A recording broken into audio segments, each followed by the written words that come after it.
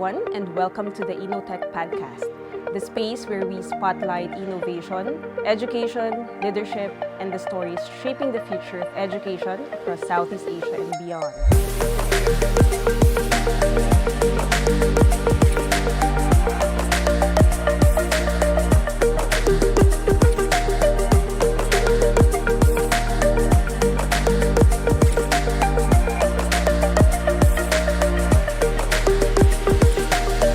I'm Emmy, your host, and today's episode explores a powerful and thought-provoking idea. Is kindergarten too early for career guidance? That question is what the Career Development for Children, or CD4C, sets out to answer. CD4C is a joint research and development initiative of SEAMEO INNOTECH and the Philippine Department of Education. And to help us unpack this topic, I'm delighted to welcome not one, but two wonderful guests, both lead writers of the Career Development for Children, or the CD4C Toolkit. First, Dr. Leonor E. Diaz, an expert in early grade curriculum and pedagogy who understands how our youngest learners actually think and grow. She's a professor at the University of the Philippines College of Education and known to many simply as Teacher Nong. Also with us is Ms. Mary Grace D. Espinosa, a registered guidance counselor who knows what it takes to guide a child through those crucial first years. She serves as guidance services specialist for Key Stage 1 at the UP Integrated School, and most of us know her as Teacher Grace. Teacher Nong and Teacher Grace, welcome to the INNOTECH Podcast. Hi, it's a pleasure to be here. So let me start with the question I get most of the time whenever I explain the Career Development for Children initiative to my friends. No? Some would usually comment, kinder pa lang, careers na agad. So I have to ask the most obvious question. What really is career development for children, and why does it have to begin early in childhood? Okay, so career development for children is actually not forcing our young learners, 6, 7, and 8-year-olds to commit to a career. It's actually expanding their vocabulary, opening their world to the wide possibilities of what can I do in the future. It's about developing curiosity, asking questions, being aware, and trying to choose much later a job out of passion, out of knowledge, rather than just accidental proximity. Kasi lahat ng mga nasa paligid ko, ganito yung ginagawa. Kaya, yun din yung gusto kong gawin. So, it brings to mind my own daughter, no? If we were not able to show her the wide range of possibilities when she was much, much younger, I would always see her with a basin washing clothes. Okay, so why? So because that's the model she had when we were all out of the house with the yaya. So her line was, I want to be a yaya. So I can imagine if the world was not open to her, all the possible career options, that really helped her. Well, she's not a yaya now. She's not to say that being a yaya is not a good job, because all jobs, the diversity of jobs, all add to our to the world that we have now. It makes it richer. Okay, so there. So career development is really important to start at very early ages. Whenever we ask children or we see different kinds of children, we ask them their names and their age, and the next question is, what do you want to be when you grow up? Di ba? Usually parang yun yung automatic na question sa mga bata. Oo, pati sila tito at tita, even 4 years old, 3 years old, di ba? Yes. So parang career development is not really something new. Parang we just want to put a name on it and then prepare the kids not just to say, I want to be a doctor, I want to be a teacher. So parang we put something na bakit ka interesado maging teacher, bakit ka more of awareness na these are the jobs. Tapos yung mga, minsan yung sasabihin ng mga bata kaagad, ay hindi pwede yan kasi pang boy lang yan or pang girl lang yan. So yung mga career awareness, it's also parang touching on gender stereotypes. So if ever meron man or mga biases, we can help them, hindi naman abolish, pero at least help them, yes, be explored or exposed to different kinds of jobs available. Kasi minsan, dun sa mga kinder students ko, may mga bata na hindi pa pala sila aware yung specific jobs lang ng kanilang sariling parents. So they're not aware that their father is working in a bank or so yung mga ganon, pwede na siya, part na siya ng career development. So what I'm getting is that career development for children is not really about choosing a job at kindergarten. Not yet. Not yet. But we have to emphasize na it is a lifelong developmental process and it starts early. Okay, so you've mentioned earlier, Teacher Grace, about career awareness. How does it actually look like in a, let's say, in your grade 2 student? Grade 2 students. What is a career aware? Career aware key stage 1 learner. Just becoming aware of the work or jobs in their community. Yung sa parents, titos, titas, or even in the school, that what does a librarian do, security guard. So yung mga different, in the school, parang maging aware lang sila na, ang work pala, meron siyang different tasks. So, if I do this, that's the work of a librarian. If they do this, it's the work of the guidance counselor. And at the same time, pati yung soft skills, di ba? Yes. Yun ang sinasabi nila ngayon na parang yung mga workers, parang kulang ng soft skills, yung teamwork, listening, following direction. So, you start early, di ba? You need that, not just for the jobs in the future, but because you need it as a student, those kind of skills. So, yun pa lang, natututunan nila. So those skills that, competencies and skills that Teacher Grace mentioned, the early grades, the key stage 1, is the very ripe age. To learn those That's the skills. best age to help them learn those skills. Therefore, the activities, we give them opportunities in the classroom where they will practice those skills because they're not yet going to be good at it in an instant. That's true. A lot of team building activities in kinder would be very totally different, extremely different at grade 3 because they have learned, they have grown how to negotiate, how to express themselves, how to listen as what was mentioned, and to take turns, those things. So, what I'm getting is that parang it's really getting a sense of themselves and then also what is there outside, the possibilities. Okay, so this leads me to my next question. Okay, from the lens of guidance and counseling, what happens to the children when we don't do this intentionally? Kasi, like you've mentioned earlier, Teacher Grace, sabi nyo, actually, nandyan naman talaga siya, Parang, do we just let the kids actually, unfold career development on their own, sa bahay, with the media perhaps? Why do we have to do it intentionally? Siguro the reason why we have to do it intentionally is so that if they have certain biases or stereotypes that they have developed or heard in their family, we can parang somehow change it or open up their minds to more possibilities.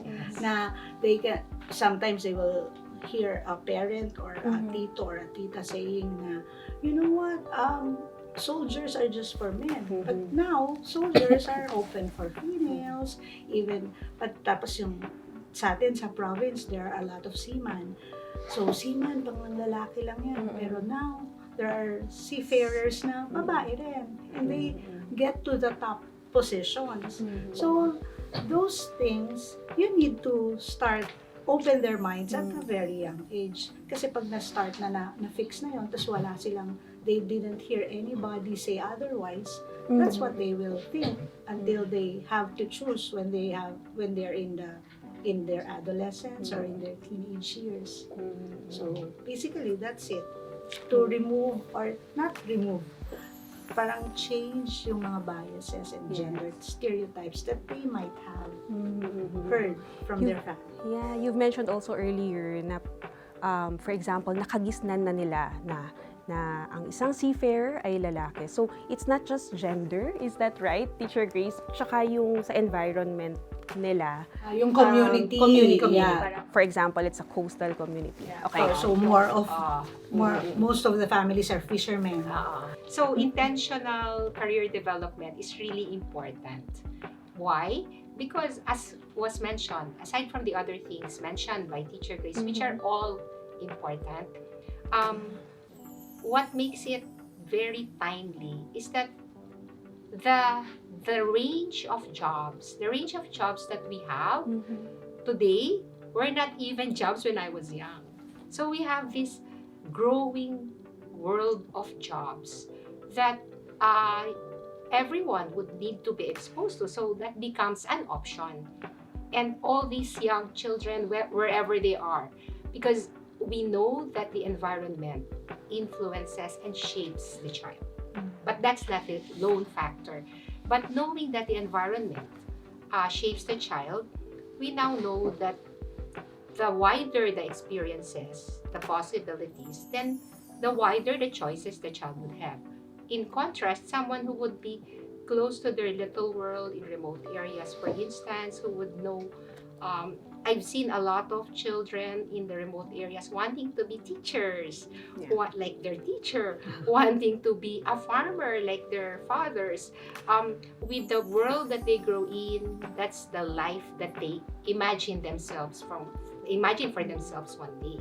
So that's why targeted, intentional activities would really make sense rather than just random mentioning of the jobs that are common. Yeah, that's really interesting, no. I remember, my 9-year-old daughter mentioning that most of her classmates, they wanted to be a YouTuber, no. Vlogger. Oh, that's the in thing. And I think because coming from the pandemic, no, most of the kids were just exposed with social media and YouTube. So they wanted to be a vlogger, a YouTuber. No, so yes, these are also emerging jobs that should also be mentioned and the kids should be exposed to. Okay, our why now on why career development for children should be intentional is quite clear now. But I am curious, how does this translate, in our Philippine elementary schools? Teacher Nong, would you have insights on this? How do our Philippine elementary schools actually support career development? I believe there has been an INNOTECH study on this. If you could provide us some insights on that. At the current state, are you asking about the Yes, current yes, state yes. or the recommendations? The current state. Current state. Teacher, the current state. There Based are, on the research that we had out of 4,000, I think, we thought the homeroom guidance modules provided career activities, and they have the guidelines, resources for some resources for that, but based on sa FGDs, some schools actually have a career day. They have some sort of events, but not the day-to-day activities related to careers. so in other words, there is, but it's not that intentional yet. Yeah. And not all schools across the Philippines Have knowledge of have knowledge of it or have events, career day events, or any activities related to career. So some do have, but not all, based on the research that the SEAMEO had. it's interesting to note that the survey, which had like 4,000 Respondents. respondents. Respondents would be the guidance implementers across the nation.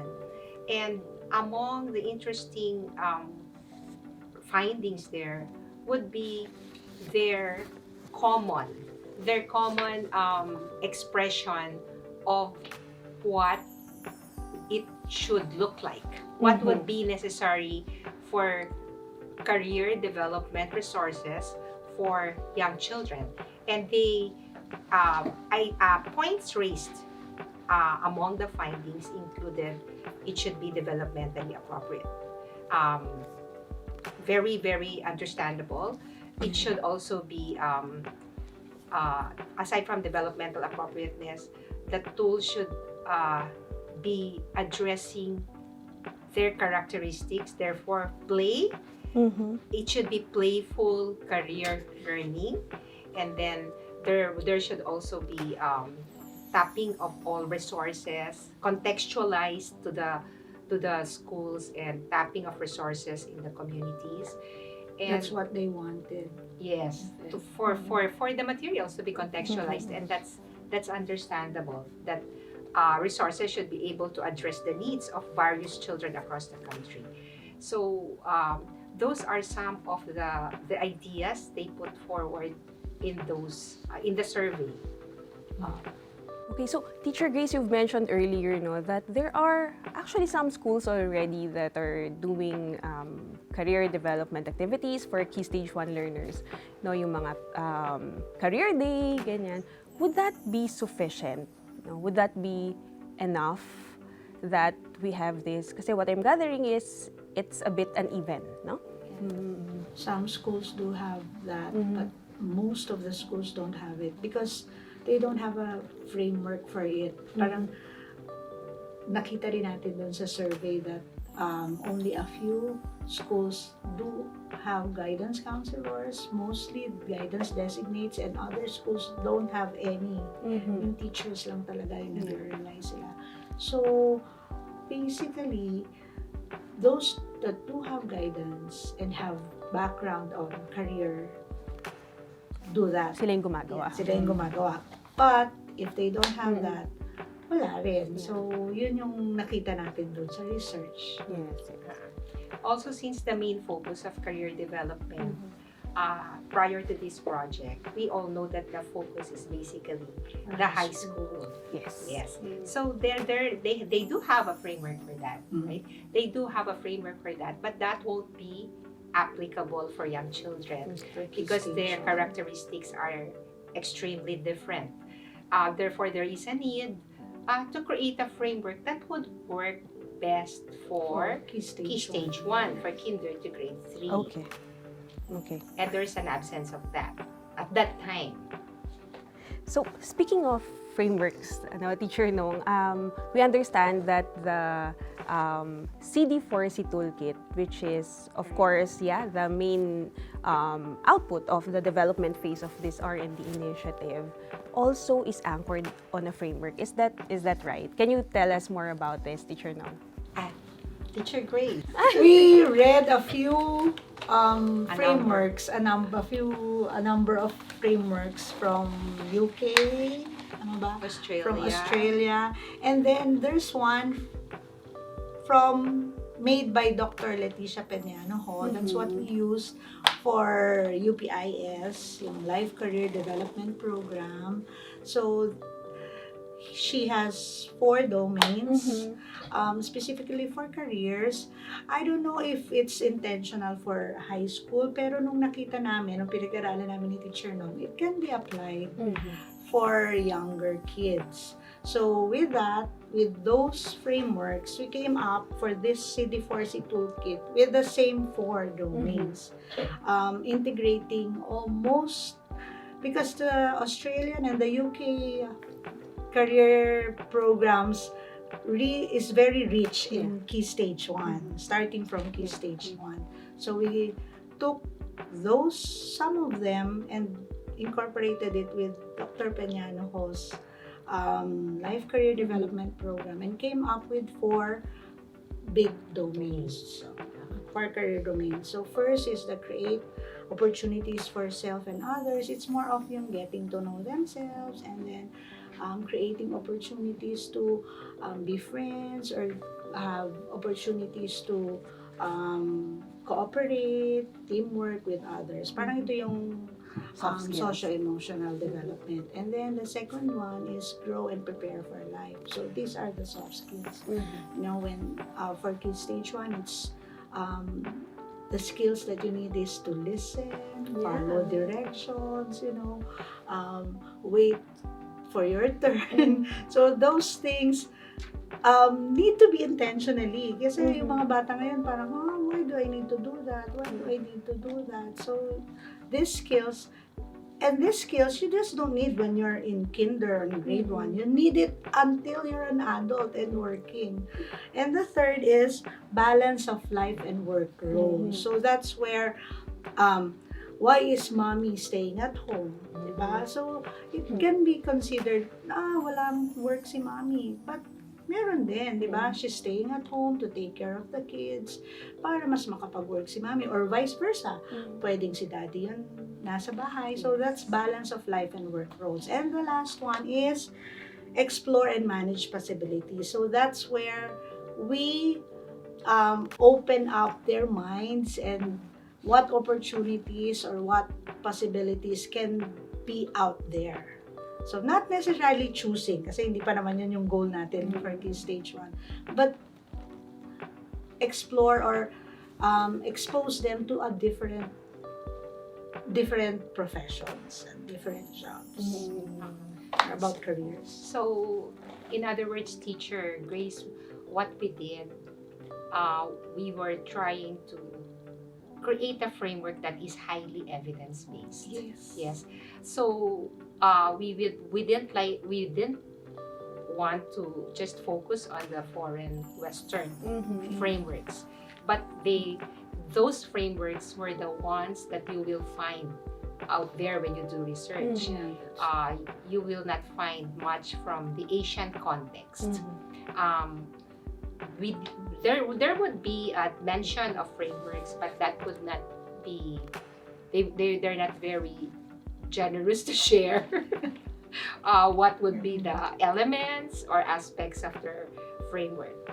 That's why the local flavor that we have in this framework is very important, because as we all know, contextualization is important, and that is exactly why we had a very good resource from Dr. Leticia Antoñano, the pioneer for this framework. She was the one who created this framework, and we saw how those domains can be brought down to the level of young children and still work, but of course with a lot of calibrations and adjustments. And we also consulted the homeroom guidance topics. The existing. From the Department of Education. Yes. So we cannot veer away from that. We may be able to enhance it. And aside from that, what's very important would be the focused group discussion responses from the users, from the implementers, from the people in the field who are really there working on homeroom guidance programs, somehow trying to provide career development opportunities. So their voices would be very, very important. Their lens as to what would make it work, what would not, what is our dream, what kinds of resources do we want to have in the classroom that would contribute to the bigger goal of developing career awareness among young children. So all of those pockets of data all contributed to the development of the resources that we have. Okay. So, for our next question, we know, based on reports, that teachers, mostly Filipino teachers, are quite burdened. They have a lot on their plates. So, here comes the CD4C Toolkit. Is this going to be another subject for them? Okay. Additional work. Okay. The wonderful part of the designing of the CD4C Toolkit is that we made sure that the activities, the lessons that were created to nurture career development among children would be integrated in the different subjects. Aside from that, there would also be because there's a homeroom guidance segment for young children. It's a class that they have. So some lessons will be perfect for that, for the homeroom guidance class, while there will be quite a lot that could be integrated into the different subjects. For instance, there could be literacy integration, numeracy integration, or even araling panlipunan integration. It depends on the context of the lesson. And in that way, actually, we're strengthening the lessons in the other subjects, and at the same time, we're complementing them. We're integrating career development ideas, concepts, and competencies. So it's not really something different that you have to do for another segment of time. So that's what makes it very feasible to use in the classroom. For grade 1, I remember I choose this because this is me. So basically, it's a self-awareness activity for grade 1. So there's a numbers 1 to 10 that the teacher will place on the wall, and it will show them how they like or dislike something certain. So for 1 and 2, maybe not so like. 5 in the middle, okay. And if it's their favorite, 9 and 10, they will line up for 9 and 10. So for example, favorite subject, favorite food, favorite activity like reading. So it's an awareness of what they like and the range. How do they like it, or how do they do not like it? So basically, it's getting to know themselves and really learning which way to go. And ang maganda dito, kasi yung mga estudyante ko, hindi ko lang tinitingnan where they will line up. I will also see who gets to line up every time to the number 10. So lahat na lang favorite niya, which is, really? Or parating tentative, I don't know what to choose. And gano'n. O kaya naman, minsan parating number 1 siya. Lahat na lang naman ayaw niya. Or sometimes, titignan niya lang yung classmate niya. So when one classmate go, dun din siya. So, makikita mo na, yan ba talaga gusto mo? O yan lang yung gusto ng friend mo. Diba? So, yung pagpili nila, it's for a grade 1 activity, it's a really important skill. Na you have to know yourself, what you like, what you don't like, and you have to be honest enough and open enough to others to tell it to them so that they will accept you. Tapos yung processing question ko doon after, so what did you learn about yourself? So sabi sila. Tapos, what did you learn about your classmate? Ay, si ganito pala, ayaw niya ng ganito. Ay, si ganito pala, gusto nila. Ay, marami pala kami, Teacher Grace, gusto namin ganito. So sabi ko, that's good, di ba? So, why is it important to learn those things about ourselves and about others? Tapos, kasi kahit iba pala yung gusto niya, okay lang. Diba? Dapat tatanggapin natin. Ito, yung mga ganitong answers come from grade 1 students. Kaya nakakatawa. Paano naman kung iba yung gusto nila? Anong gagawin mo? Sabi, okay lang. Aawain ba natin sila? Or parati hindi natin sila isasama kasi iba yung gusto nila? Hindi. Dapat okay lang din. Kasi yun talaga yung gusto nila. Alamang babaguhin nila yung gusto nila dahil lang yun yung karamihan, gusto yun. So, yung mga ganong concepts comes from them. And maganda yun ng mga learnings kasi that's what you need when you're already working, di ba? Dapat hindi ka mag-go with the crowd lang. Dapat you have to stand, do what you want, what you believe in. So, yung mga ganong concept, simple lang, at laro lang siya kasi tumatakbo sila. Pero at the end of the day, there's something na, nakuha nila, natutunan nila. Yung aha moment. So, yun yung mga ganon ang gusto namin dun sa toolkits. So, actually, that's just one example. And we actually tried that out. Right? Yeah. We tried the that out with the validation adults. with the adults. And even the adults were all, very excited to do the activity. What more if we have real young learners doing it? And it's such a perfect example of when introduced early, when learners they try to understand themselves, who others are, and also respect comes into the picture. Respect in diversity. We celebrate diversity because that's how the world will be. oo, minsan hindi ka kasali kasi ayaw mo ko share ng junk food mo or whatever. But we need to develop that growing understanding that diversity is real, whether in the classroom or outside in the community, in the workplace when they grow up. It's very real. And how do we respond to it? What's the perfect way or the best way? Because we're not perfect people, but we try to arrive at a point where it's still okay if we are different. No? And I think that's a very, very significant point, because that's where a lot of issues that we have these days would come out. There would be lack of understanding, lack of respect for people, for others who do not have the same ideas as mine. And that's where the bullying, the violence would be happening. Things that we experience in the world today. Yes, in the recent trend of events, that's what we see. Violence, very, very young people, no? Violence. And we're not saying that the kid will stop that. We're not.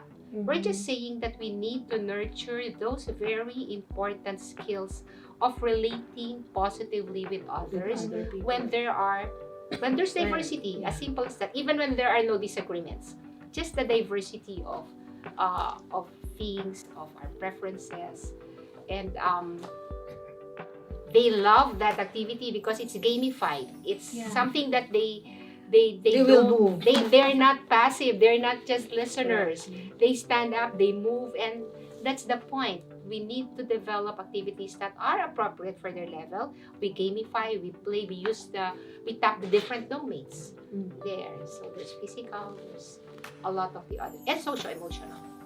Grabe. The way you describe it, parang ang exciting laruin, no? No, it seems so simple, but really exciting, interactive, and fun for the children. And yet it sends a really powerful message, no, for them. Okay. In EDCOM 2's Year 2 report, Fixing the Foundations, they reported that the root of our learning crisis, no, is weak foundations in Key Stage 1. The report mentioned that only about half of our children are at grade level literacy or read at grade level, and only around 40% are at grade level numeracy. So a fair question here, no, how can a toolkit on careers possibly help with this problem that is really focused on literacy and numeracy? I think we partly mentioned a while ago that this is not a totally different subject, except when the activities are done in the homeroom guidance program. But we see here, when you examine the toolkit, you will find out that literacy, we still have a lot of learning gaps from the pandemic. But aside from the pandemic, we know that that's very true, that lack of foundational skills would be evident, and this would not solve that. This toolkit will not solve that, but it would complement all the other interventions that the entire nation is doing now to be able to assist build those learning gaps, especially in literacy and numeracy.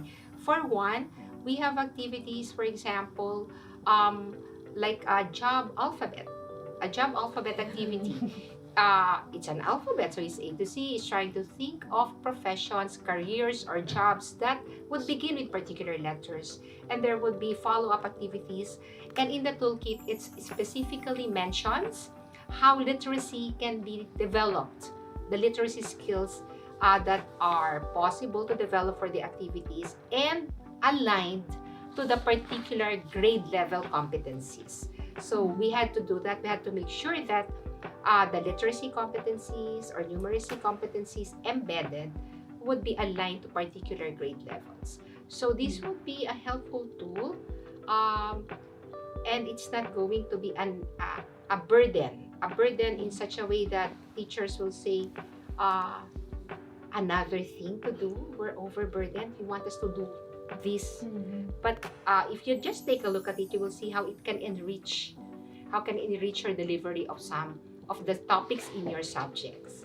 So you can pick some activities there and deliver it, and you'll be hitting More than two birds with one stone. Not just two, perhaps. Not just reading and literacy. Yes, not just reading literacy, and numeracy. but there's also career awareness. Okay, it's really interesting, no, how CD4C Toolkit could reinforce the efforts of DepEd on literacy and numeracy. Okay, thank you, Teacher Grace and Teacher Nong. So we've already covered so much today, and it leads to a reality check.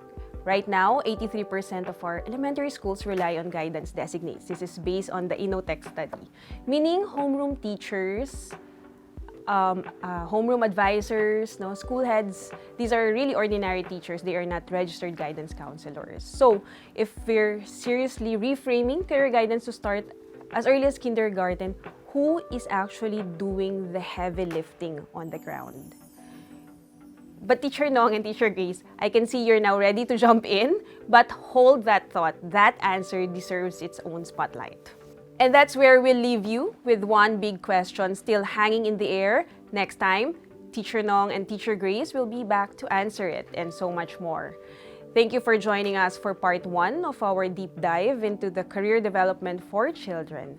If this episode made you think, please hit like, share it with a parent or educator, and make sure you're following us. Don't miss part 2 of this conversation. See you there.